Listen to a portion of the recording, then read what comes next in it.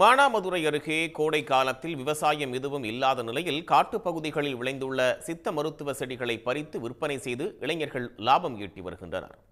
சிவகங்கை மாவட்டம் மானாமதுரை அருகே செம்மண் பூமியான பறையன்குளம், குருந்தன்குளம், கொன்னக்குளம் உள்ளிட்ட பகுதிகளில் பிரண்டை, சாரநத்தி, நெருஞ்சி உள்ளிட்ட பல்வேறு வகையான செடிகள் அதிக அளவில் காணப்படுகின்றன.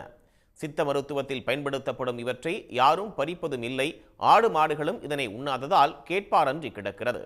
இந்நிலையில் ராமநாதபுரம் மாவட்டம் பார்த்திபனூரைச் சேர்ந்த இளைஞர்கள் சிலர் கூட்டாக காட்டுப்பகுதிகளில் விளைந்து கிடக்கும் செடிகளை சேகரித்து உலர்த்தி விற்பனை செய்து லாபம் ஈட்டுகின்றனர். விருதுநகரில் உள்ள சித்த மருந்துகள் தயாரிக்கும் தொழிற்சாலைகளுக்கு பிரண்டை, சாரநத்தி உள்ளிட்ட செடிகளை அதன் தன்மைக்கு ஏற்ப கிலோ 100 ரூபாயிலிருந்து 500 ரூபாய் வரை விற்பனை செய்வதாக அந்த இளைஞர்கள் தெரிவிக்கின்றனர். சிவகங்கை மாவட்ட ஏரியாவில் இந்த பிரண்டை பிடுங்குறாங்க. காடுகளில் கிடக்கிறத நாட்டு மருந்துகளை தயார் பண்ணுறாங்க. நாங்கள் 4-5 பேர் பிடுங்குறோம். காடு காடாக போய் தேடுவோம். ஒரு நாளைக்கு ஒரு லோடு 407 நிறையா ஃபுல்லாக ஏற்றிட்டு போவோம். அதில் நாட்டு மருந்து தயாரிக்கிறதுக்காக அப்படின்னு போகிறாங்க.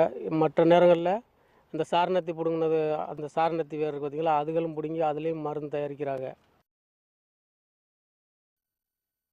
வானம் பார்த்த பூமியான பார்த்திபனூர் பகுதியில் வடகிழக்கு பருவமழை தொடங்கும் செப்டம்பர் மாதத்தில்தான் விவசாய பணிகள் தொடங்கும். அதுவரை கேட்பாரன்றி சாலையோரத்தில் கிடக்கும் இதுபோன்ற சித்த மருத்துவ செடிகள் மூலம் தினமும் 500 முதல் 1000 ரூபாய் சம்பாதிப்பதாகவும் அந்த இளைஞர்கள் தெரிவிக்கின்றனர். உடனுக்குடன் செய்திகளை தெரிந்து கொள்ள சன் நியூஸ் பெல் ஐகானை கிளிக் பண்ணுங்க.